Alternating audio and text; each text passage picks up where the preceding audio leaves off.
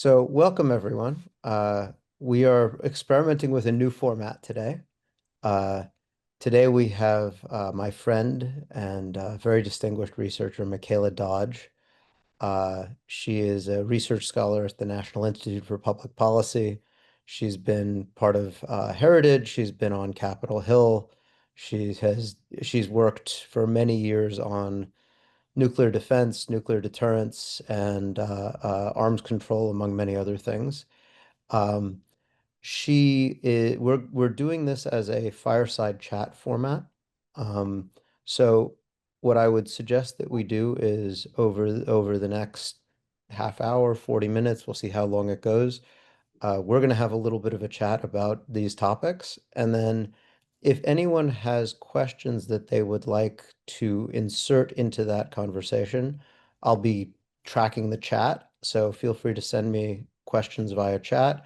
And then once we reach the end of that agenda, we will open up the floor for questions. The public part of this is going to be recorded, the first portion, and we'll go up on the web. The later portion of it, which is the open Q&A, will not be recorded and will be under Chatham House rule. So with that, um, Michaela, the place maybe we could start is what what are the fundamental ideas behind arms control? Like what is the basic motivation? What's the basic philosophy behind it? Now, of course, it depends on who you ask, but I'd say the proponents of arms control would say that arms control helps to alleviate your national security problems, brings stability to the relationship, and possibly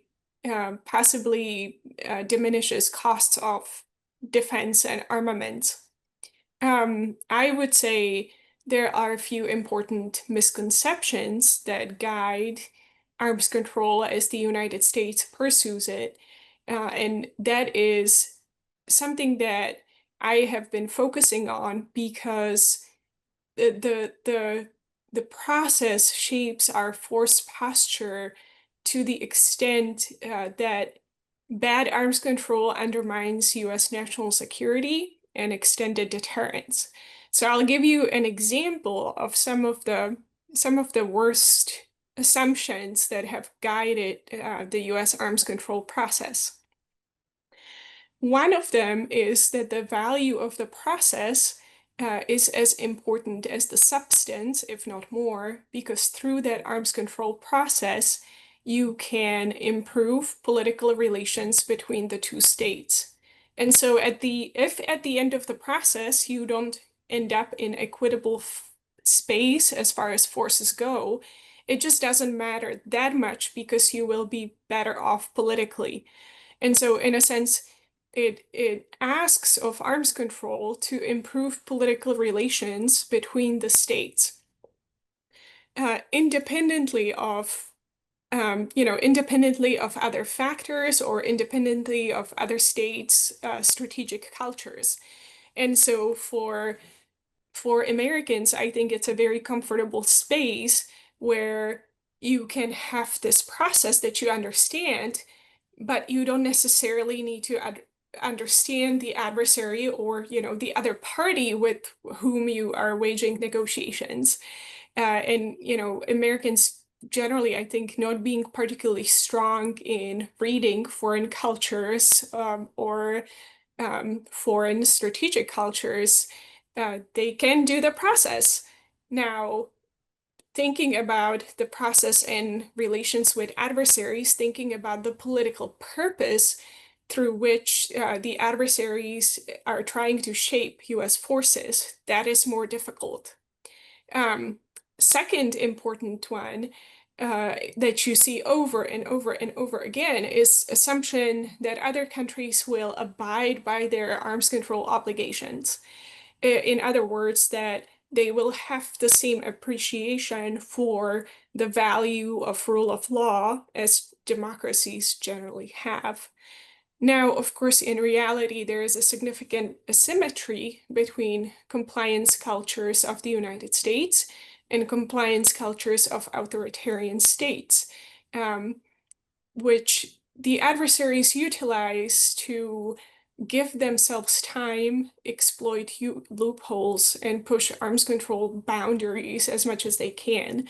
And if they cannot push the arms control boundaries, they just ignore the arms control treaties, and they bet that the United States will not be able to enforce compliance. The third one, and this is a pretty recent one, and it's kind of waning, but it took us a long time, I think, too long, to disabuse us of the notion that arms control and globalization would lead to liberalization of political regimes around the world, including in China and including in Russia. The assumption was that as the regimes are liberalizing, we can disarm, sometimes through unilateral arms control process, and we can basically save money. That was the argument of the 1990s.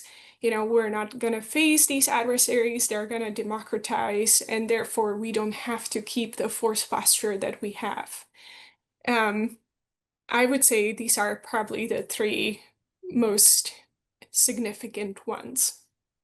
So, i- in terms of arms control, most of the relationships are with Russia, right? Do we have an arms control relationship with China? Not really. One of the things we haven't touched upon, but you can define arms control in different ways. You can define arms control as sort of the formal treaty process that we have had with the Russians, but in some shapes or forms, we had it with other states too. Non-proliferation treaty is, in a sense, arms control agreement that most countries in the world acceded to.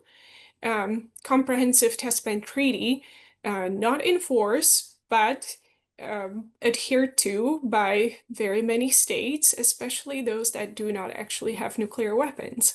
And so that would be your example of arms control. Uh, there is arms control too that can be without agreements. It can be unilateral, like the United States withdrawing and destroying its tactical nuclear forces in the 1990s. That was supposed to be reciprocal with the Russians, but we didn't do it as a bilateral arms control agreement. And so, again, as far as nuclear weapons go, most of our arms control experience is with the Russians. The Chinese are not really interested in arms control process. They're fairly obviously interested in it to the extent that it can limit US options.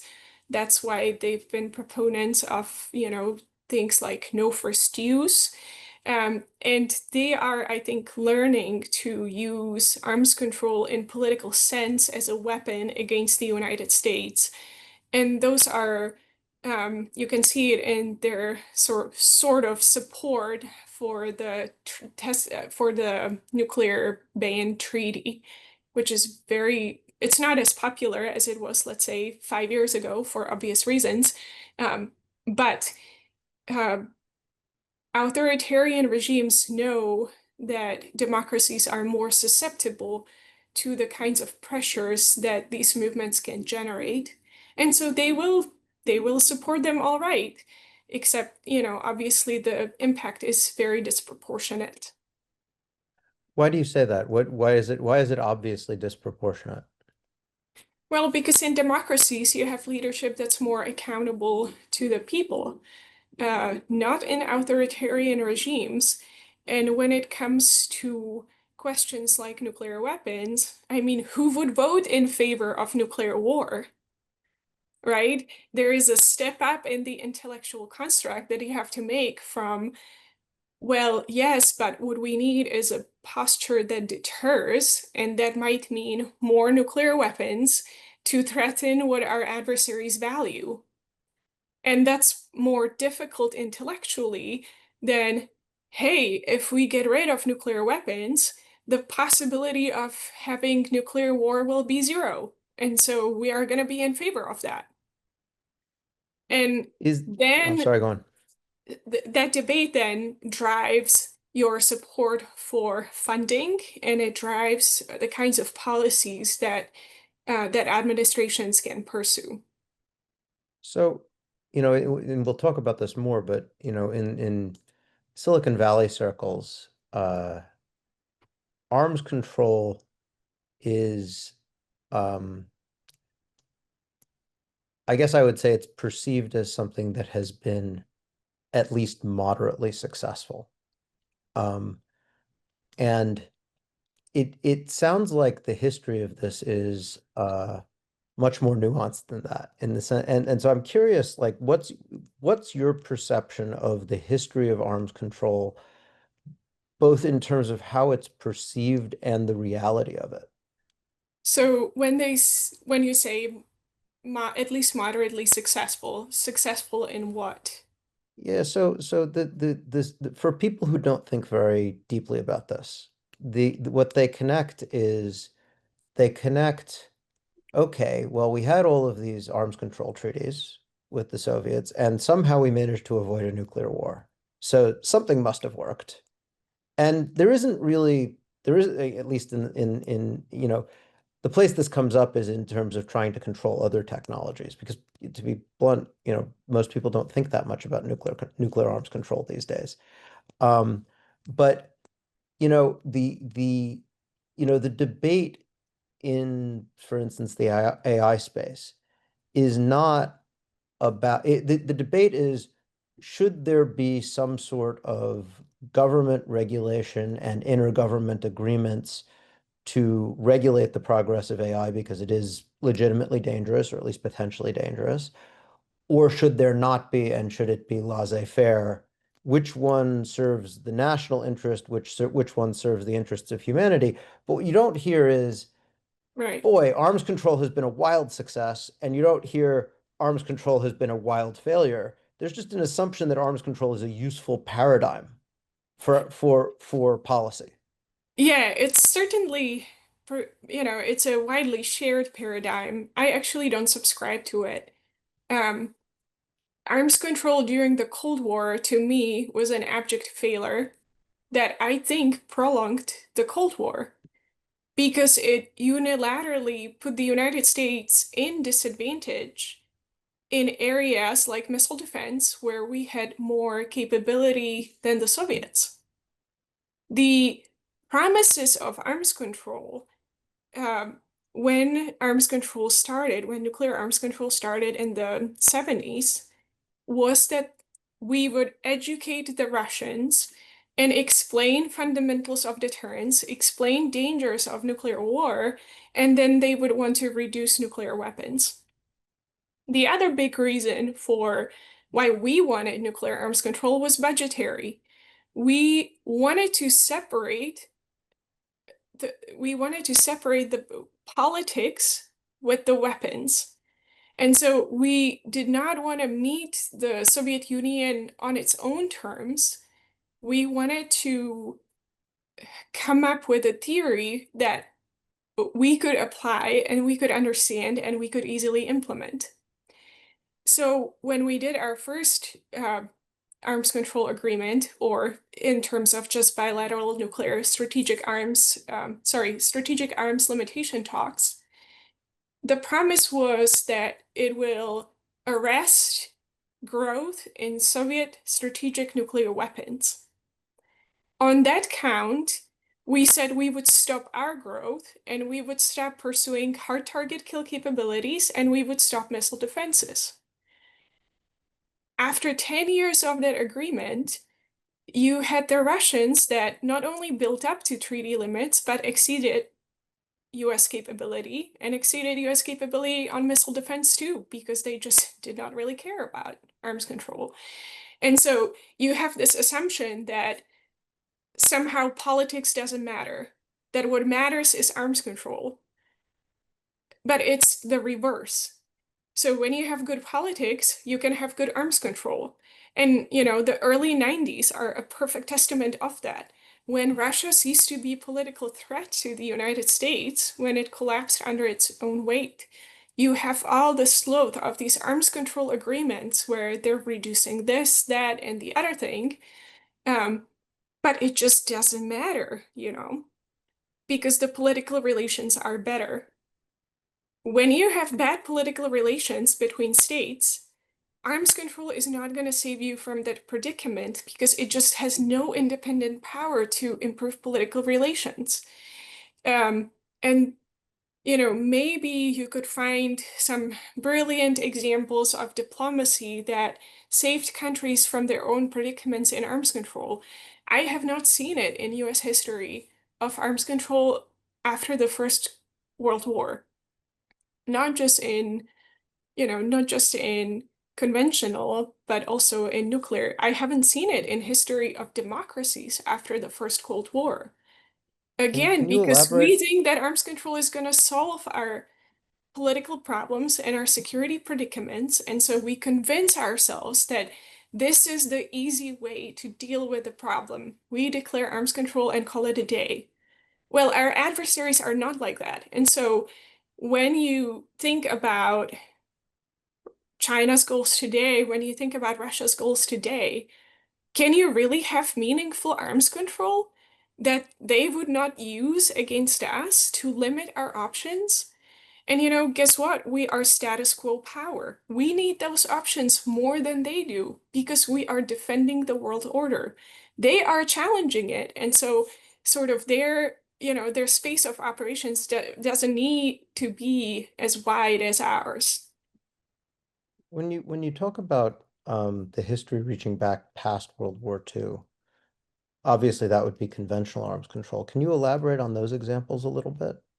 The post World War One? Yeah, of course. So you had, the brilliant Kellogg-Briand Pact that prohibited war between states, and I think that was 1928. That's been pretty comprehensively successful, though, hasn't it? Incredibly successful. You had the Naval Arms Agreements of the 20s and then later 30s. You had the Versailles Treaty that had a massive arms control component to it in terms of imposition of the victorious powers' will on Germany. Um, and actually, that was the best case scenario because the defeated power was defeated. You had access anywhere in the country that wherever the inspectors could go, they could go. And you had Germany that was weakened from the First World War. And it just still massively failed because Germans, first covertly and then overtly rearmed. And democracies used arms control as an excuse to not build up their forces. Those are, the locust years that Churchill would talk about later. And when you look at us, we've had some locust years here, probably at least in the past 10, 50, 15 years, certainly after Russia's invasion of Georgia, where we should have been more alert to the nature of our adversaries, but we're not because we had New START and we have this prospect of arms control, and we use it as an excuse to delay nuclear weapons modernization, to delay upload, to delay revitalization of our nuclear infrastructure. Um, so basically, what you had happen is you had the arms control and disarmament process because, again, who would be in favor of war? Nobody is in favor of war, right? And so it makes this very easy talking point. But that legitimized the most irresponsible elements within democracies. Again, because you're framing the discussion of those military problems posed by Germany and Japan in the interwar period, not in military terms, but in terms of agreements and international law that underlay them. And you see it in arms control over and over again, where we separate the political purpose that weapons are supposed to serve, and we separate that from what is the arms control meaning? So you would be arguing about whether Russia's missile flies just below the range of the INF Treaty or over the range of the INF Treaty. Or you would be You would be arguing about, well, this reading means, or us using this seismic model interpretation means that they violated threshold test ban treaty 10 times, and this other model means they violated it 30 times. So you focus on those things, but really the most important question is, why do the Russians need missile of that range? Why do they need weapons with potentially new capabilities? What is the political intent as they see it behind their weapons? And at least on nuclear side, we are just so far removed from thinking about political goals that our weapons serve. And you just really don't see very much discussion about that. What about an inspection and punishment? Like how is inspection done? And like when these treaties are written, if someone is violating it, what happens? Not much. I mean, really, the sad truth is that not much happens. Usually, Is that how it's supposed to work? Is that how it's no, of written? course not. It's not how it's supposed to work. Usually it's sold as, well, if the adversary violates, we can withdraw from the treaty, we can impose all these costs, and when, of course, we will find out about it, right? So your first big assumption is that you're going to find out about arms control violations. Again, taking the best case example of interwar Germany, where inspectors could go wherever they wanted. Um, Germany signed the Versailles Treaty already in violations of the arms control provisions. Before the inspectors could set up and come, they shipped their factories out of the country and rebuilt them in the Netherlands and in Sweden and in Switzerland and in other countries. They moved their engineering teams out of the country and they concealed the rest. And, these were things that were happening in front of people's eyes that they knew were happening. Um, and so we would write reports about it, and then nobody wanted to follow up. And part of the problem was that the governments were they were invested in the regime, in this supposedly disarmament regime that they created. Now, I think my favorite arms control violation is conventional anyway, is the case of German ship Bismarck that Germany was prohibited from having in the first place because it exceeded the tonnage permitted by the naval treaties by something like 20%. So at first, they were concerned observers, British attaché, British diplomats and soldiers that were in Germany, and they were pointing to the size of the ship, and they're like, "Well, it looks bigger than it should be." Um, but nobody in Britain followed up because they were worried about stirring the pot. Okay, then the Brits finally found out, yeah, it's bigger. They sunk Bismarck, they interrogated the crew, and they got access to the logbooks, and they still did not believe that Bismarck was 20% over the naval limit. And it wasn't until they got intelligence from Russia that confirmed what the Germans and German logbooks were saying that they said, yes, it was actually a violation of the treaty. Hmm. And And so you just have very powerful incentive not to call out violations because it becomes a matter of sort of challenging this narrative that you bought into the first place. And obviously we don't like to say we were wrong. so it's interesting because like when we think about Russia, like right now, the Russian economy is, roughly the size of the Spanish economy, right? Maybe a little bit bigger. So symmetrically saving money between the United States and Russia is not a net strategic benefit. At least it's not an obvious net strategic benefit to the United States. No, I mean the whole idea of symmetry is completely stupid because US has different obligations than Russia. I mean, we provide extended deterrence guarantee to 30 plus countries around the world. The Russians don't do that. I mean, why would we want stability with Russia? Um, so yeah, I mean, and we can talk about budgeting too, and how purchasing power here is very different from Russia, and how we value our assets and how they value their assets. But the main point remains that they don't actually care about arms control restrictions. They will do what they deem in their interest because they know there's very little consequences for cheating. Um, because again, we have incentives on our part to not call out cheating. During New Start, one of the few opposing witnesses that was allowed to testify against the treaty was Dr. Johnny Foster. And, Dr. Johnny Foster was a legend and still is a legend.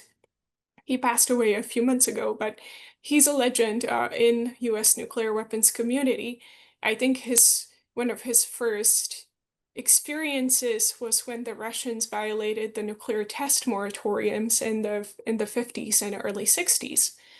And so he's been through a series of arms control violations, and he said, I don't understand why we keep pursuing and agreeing to arms control treaties that we know that the adversary is going to cheat on. Do these treaties include, I mean, other than walking away from the treaty, do they include anything in the way of sort of orthogonal punishments, right? Are they tied to, trade penalties? Are they tied to things that are, um, where there's automated sanctions or order, like, is there anything exogenous to the arms control quid pro quo that's built into these treaties? And is there anything that's built in to incentivize the Western side, the US side, to actually to create microeconomic incentives for individuals to actually call out violations and create enforcement mechanisms? Like, is there anything in there, or is it just if you don't obey the treaty, maybe we won't too?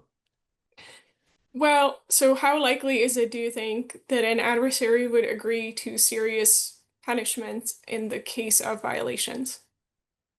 Well, I don't know. I'm just wondering, like, it's our law. We get to write it the way we want to. I'm wondering, is any of that built into these things, or is that outside No. the historical Overton window? No, I mean, I remember the Joint Comprehensive Plan of Action had a snapback sanctions. But I mean, you probably understand this better than I do, but if you are gonna give adversary heads up on where you're gonna impose sanctions, you're just giving him time to work around it.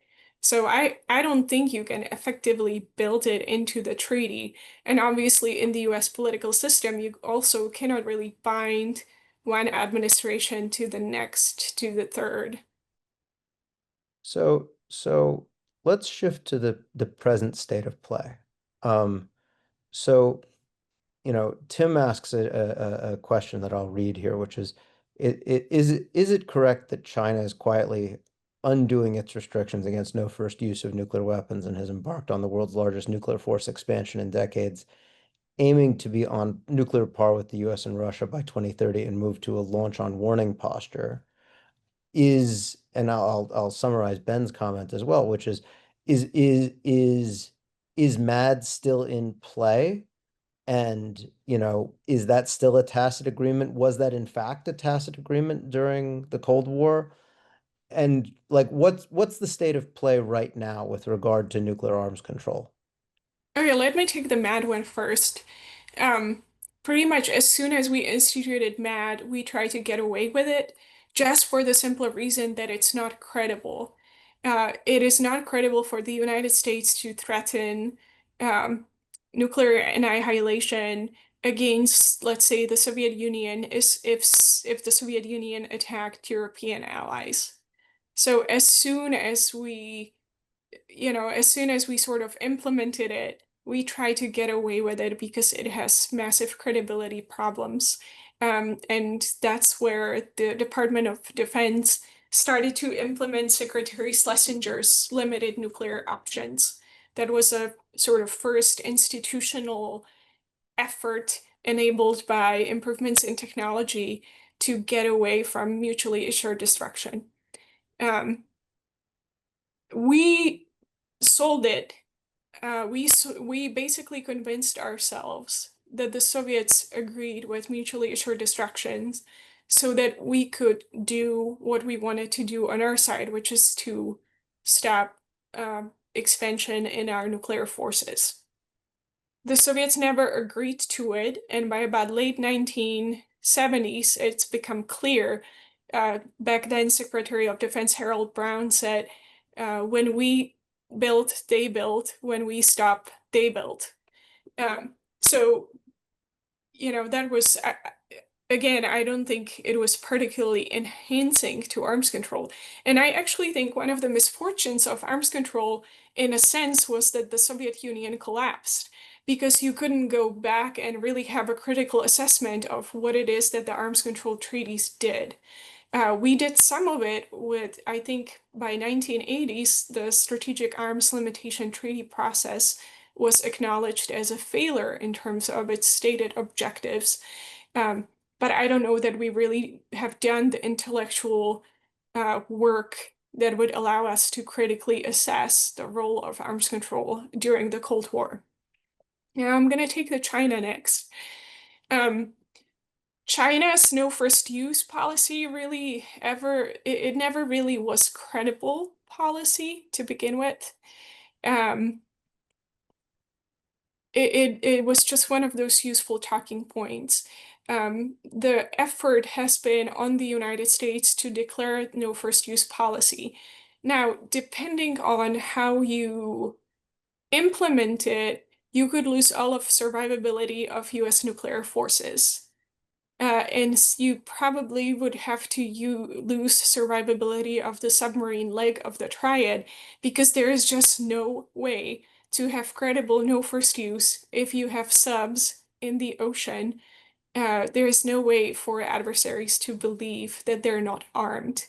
I don't know, short of, allowing Chinese on nuclear submarine, but that's Can you not can going to can you happen. can you explain that a little bit more slowly? The what Yeah, exactly is no first use, and why is this use a big smaller deal. words for those of us who aren't experts. Okay, sorry. Yeah, no first use it's a declaration of policy that you will not use nuclear weapons first. That's Okay. exactly what it is, right? So our current policy, and it has always been US policy, that you are ambiguous about when you would use nuclear forces. Because some of our allies face overwhelming conventional superiorities, or at least they did during the Cold War. Um, the United States has always said, yes, we will come to your defense up to with nuclear weapons if you're attacked, including conventionally, including with chemical weapons, including with biological weapons. So that's it.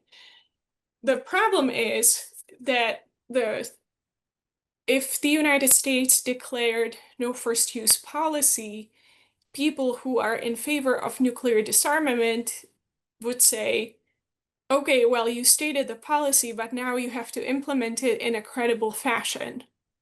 So what you would have to do is put your nuclear forces in such a state that that your adversaries would believe that you're not going to strike first. So in practice, that probably would mean demating or separating your nuclear warheads with your delivery system. So that way there is a delay between Hmm. you putting nuclear warhead on a nuclear system. In the case of submarines, we only have two submarine bases. And submarines' most important attribute is that you don't know where they are. So the adversary cannot destroy them in a first strike. Our bombers no longer have nuclear weapons on them. So that is a potential vulnerability for a determined adversaries. And our ICBMs are certainly vulnerable to the first strike. The system that we have today was deployed in the 60s, and concerns about its survivability um, were very prominent as early as 1980s. There are Do good reasons why we should retain that system, but survivability is not, its survivability to a first strike is in some ways problematic.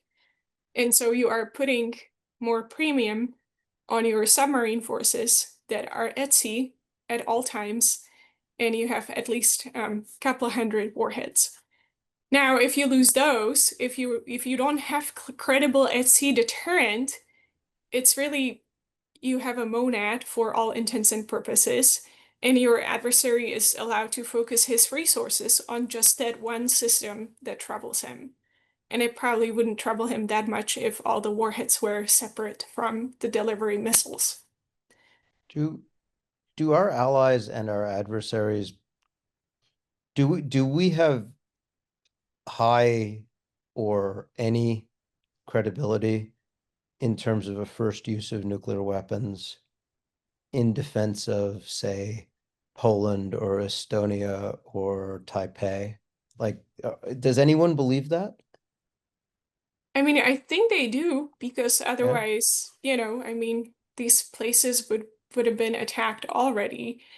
I think it might be one of the very significant considerations why Russia invaded Ukraine and not Poland, for example, right? Um, so, credibility is not a it's not a precise metric, because you're dealing with humans and you're dealing with their perceptions and you're dealing with their ideas. And that's not exactly an engineering type of a problem. Um, but I do think we still have credibility, but I think it's being diminished. And part of the diminishment is a result of early 1990s arms control. And so, we don't have forces that could correspond to the types of forces that Russia and China could field in a regional conflict. Sorry, I What mean what nuclear what forces. what are the specific things that they're fielding that we don't have an answer for? So, for example, or all of our tactical nuclear forces, it's about 200 B-61 weapons. Um, and 61 tells you how old they are. Deployed in Europe on dual capable aircraft, stored in separate locations away from the aircraft in like day-to-day security conditions, right? Russia has about 2,000. China probably has several hundreds too. We got nothing tactical forward deployed in um, in that region of the world. And so that certainly does undermine your credibility, because you have nowhere to escalate but to a strategic system. And then, the question becomes, are we willing to risk the US homeland for the sake of Taipei? And if we are not, what does it mean for the rest of our security commitments for our allies? I mean, you're thinking about completely different architecture at that point. Is there a conventional response that would allow you to not need that as part of an escalation ladder? I think it can partially compensate, but I don't think you can quite get there. If nothing, psychological impacts of nuclear forces are different from conventional. And again, we have a history of conventional deterrence failure, but not much by the way of history of nuclear failure. Um, so I think, as optimistic as some people are about that, I just don't think you can escape that dilemma in the longer term. Let's say for the sake of argument that we decided to upgrade and modernize our nuclear capabilities. I don't know anyone our age who does nuclear engineering. I know there are a few scattered around the national labs, but the stories I've heard out of the national labs are, just the ones in the public domain are a horror show in terms of their ability to do anything. Do we have the capability to do this anymore? Or do we need to rebuild from scratch? Well, we are modernizing our strategic delivery systems. We are maintaining our warheads to be able to mate them to the new systems. I would hope that those systems will have better capabilities than the systems that they're replacing. And I think it's a safe bet that they will. Um, so that's your strategic forces. Uh, there were there are two things that the Trump administration has started in efforts to address the regional deterrence gap. One is a TLM-N, which is a nuclear cruise missile replacement. That's the And Tomahawk, right? yeah, yeah, yeah. But it's not called Tomahawk. It's called there is a sea-launched cruise missile. I think that's meant to be a replacement for the Tomahawk. And then on our submarines, they took out primaries from W-78 warheads to make it low yield. And that's that's fine, by the way, as short-term fixes go. But if you make one of your warheads less capable, you're losing target coverage for when you need higher yield weapons. So you're basically turning strategics into tacticals. Um, I guess, yes. I guess you could more to regional strategic. Okay. Better suited as sort of So regional strat. But either long way, range, it's but low yield is what you're right. saying. Either way, it's not optimal long range fix. And then you get into the question of, okay, what can you do with the current warheads? How long can you maintain them? And as you were saying, people who have done it, who have done the engineering and who have done the chemistry and metallurgy work necessary for that, um, they will say that nuclear warheads are sitting chemical experiments. And that's not a great place to be.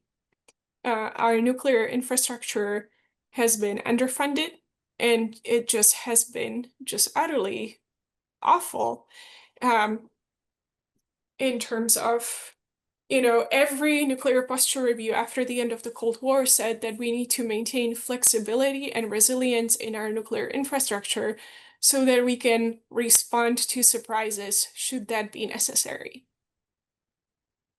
we there is nothing like flexibility and resilience within our nuclear weapons infrastructure.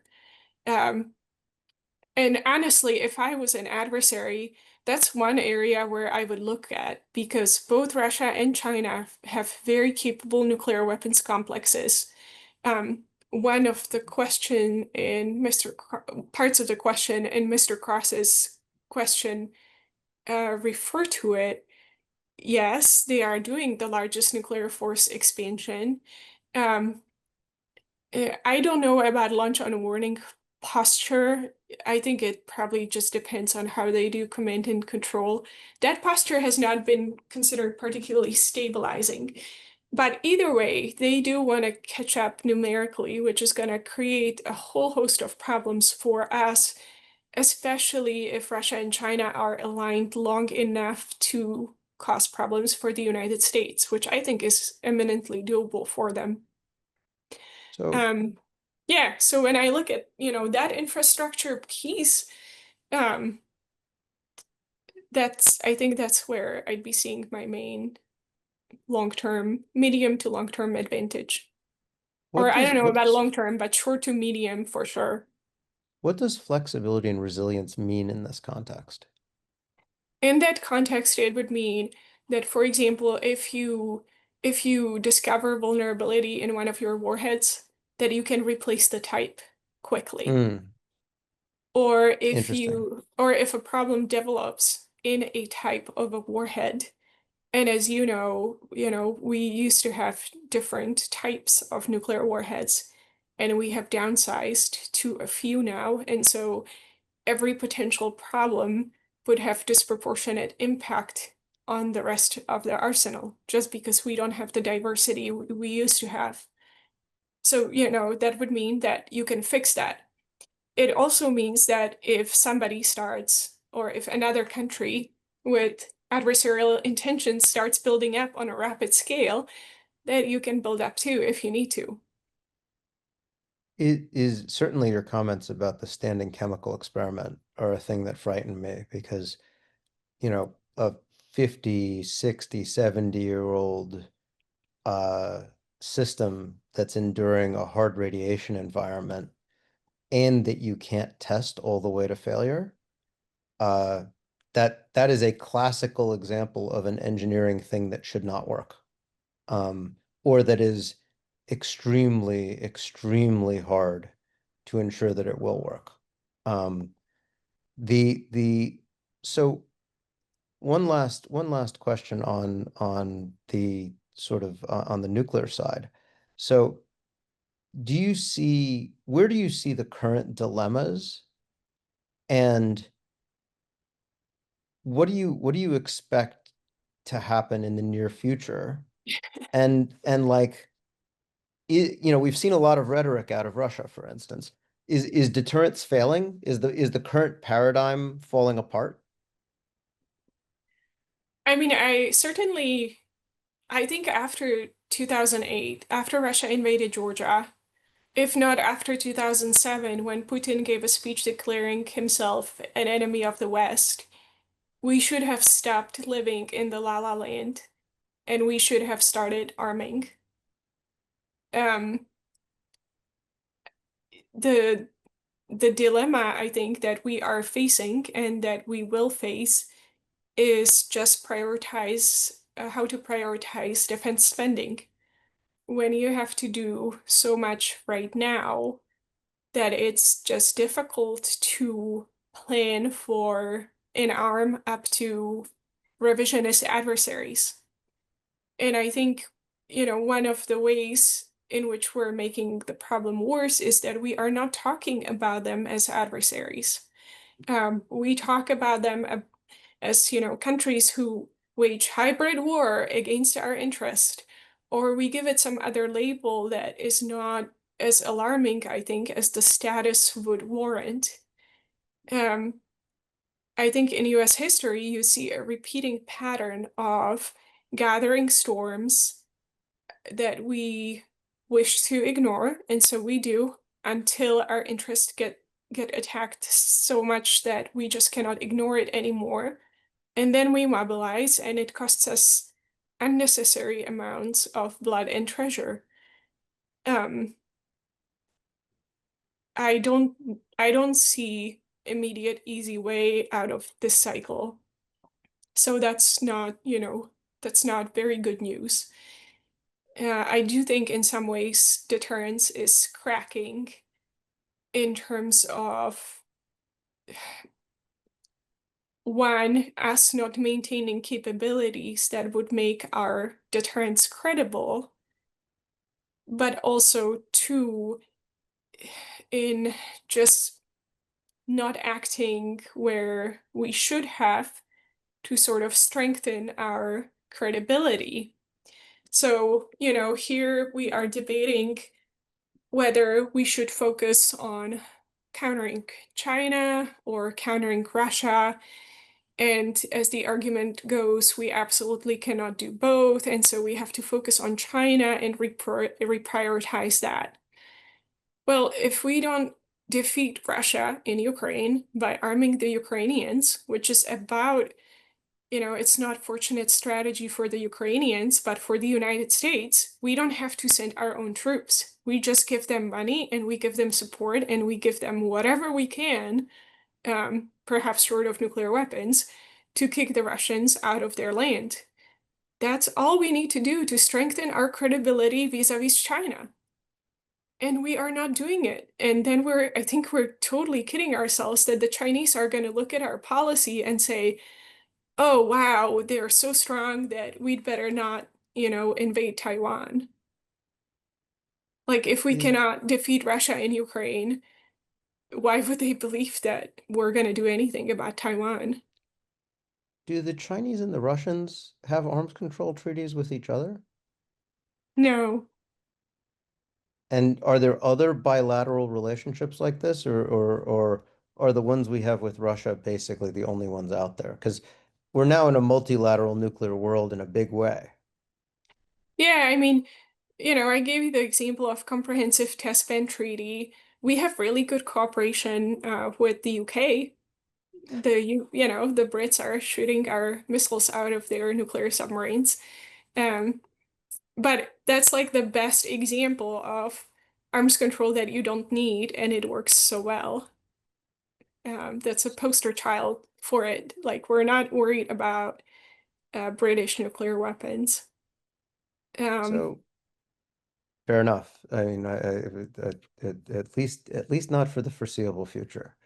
The for the foreseeable it future. is when we think about the lessons of arms control and deterrence for and I know you hate this term, but for hybrid warfare, for unconventional warfare, for terrorism, and for new technologies like AI. And what are the lessons we should take away?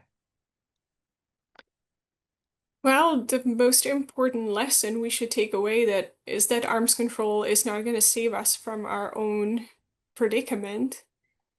Um, all of these actors have political aims that they're trying to achieve by using tools that they have at their disposal. Arms control cannot change fundamentally their aims. Fair enough. Michaela, thank you very much. This has been fascinating.